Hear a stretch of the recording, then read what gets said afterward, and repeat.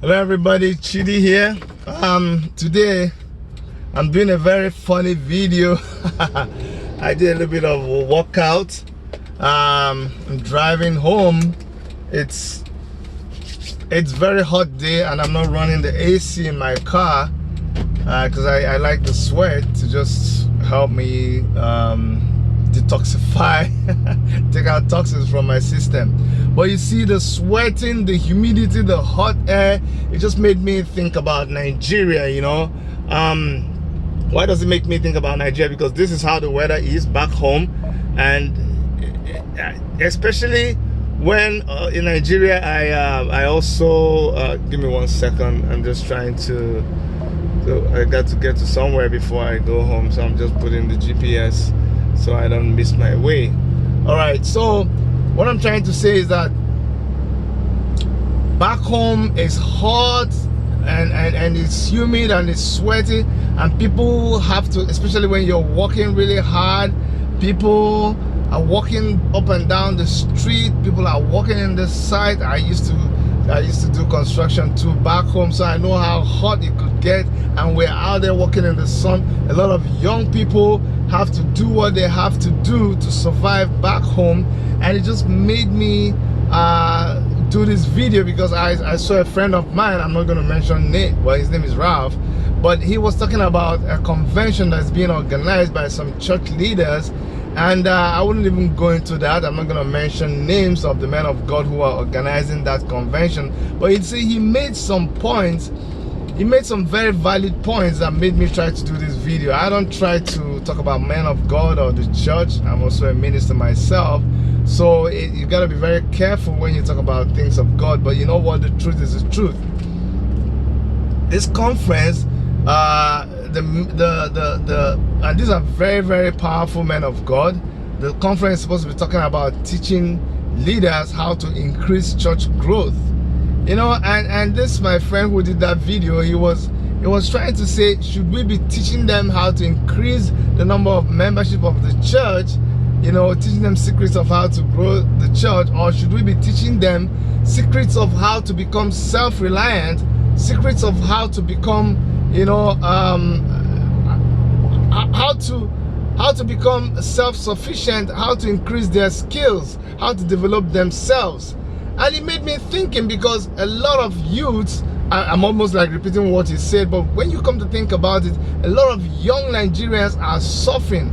A lot of them don't have direction.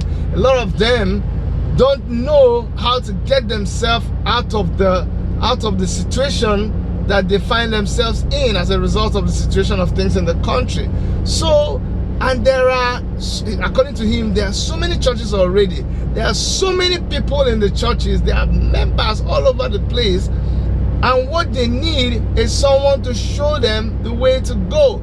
We tell them to pray and pray and pray. And even some church leaders try to make people feel like it's their fault that they find themselves in the situation they find themselves, because they tell them, you know what, maybe you're not praying enough.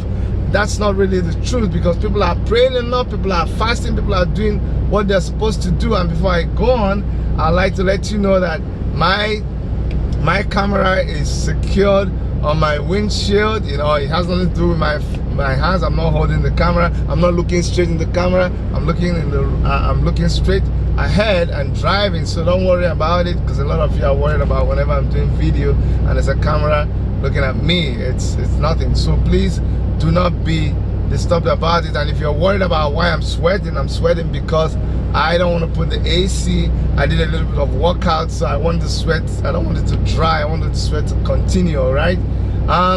So like I was saying, what our young people need right now is not training them more about how to open a church and increase church membership. It is good, but I would like to see more, you know, churches doing seminars and lots more of seminars and conventions and teachings on how people can increase their ability to be self-reliant, their ability to turn this bad situation of no job, to turn it around and make good out of it. So if you're a church out there and you're doing conventions and you're doing programs that is helping young people to know how to start up a business, or that is teaching young people what to do with whatever they have in their hands, or teaching them how to write good resumes, how to surf the internet and know where to get jobs, then kudos to you. You're doing a great job. But if you are one of those who just keep on teaching them how to just grow members, and I know some people are going to be against me if I say this, but you know what? Sometimes the change in growth or increase in growth is directly linked to increase in the tithe that comes into the purse of the man of God of the house of the church. You know what I'm saying? But you must understand, and the truth is the truth. And I'm not throwing a blanket over all churches. There are still very good churches in Nigeria. I know of very good churches. I always say it every time. The pastors that I've been under are very excellent pastors. They teach these things. I learned a lot of my business skills. I learned a lot of my interpersonal skills from the pastors that I've been under. I will talk about the one I know. I know you say, why am I always picking on others? Why am I saying that these ones are good? Yes, I know these ones are good. So when I talk about pastors generally, I talk about the bad ones. I also have interacted, or I have had an encounter with very mean, bad pastors in Nigeria. Some of you know what I'm talking about. So that's just to let you know that I know what I mean and I know what I'm talking about. So please, it's good to pray. It's good to fast and all of those, but as much as possible, if you fast all you want, if you pray all you want, but you do not learn good business skills, you do not learn how to manage what you have, you are not going to become a good businessman. Okay, you are not going to make money, you are not going to increase wealth, you are not going to become a better business person.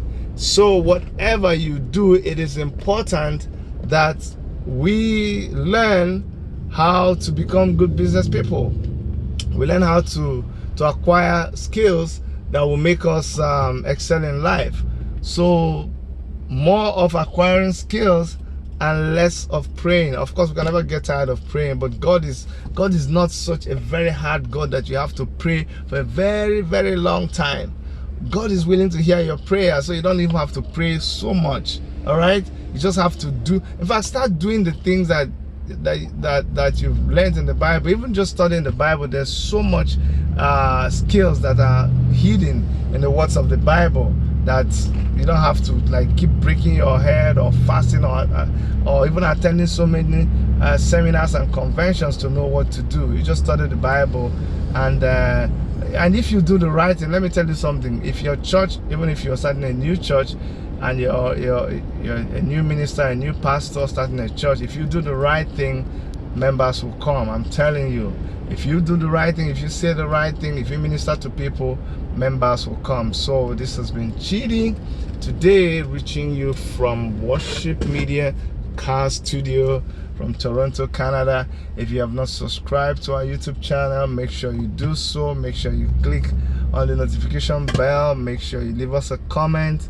and you would know when we have another video. All right, and if you're a young Nigeria, join the Take It Back movement. That seems to be the future of Nigeria. If we miss it in 2019, we are doomed. All right, take care of yourselves. I love you. Bye bye.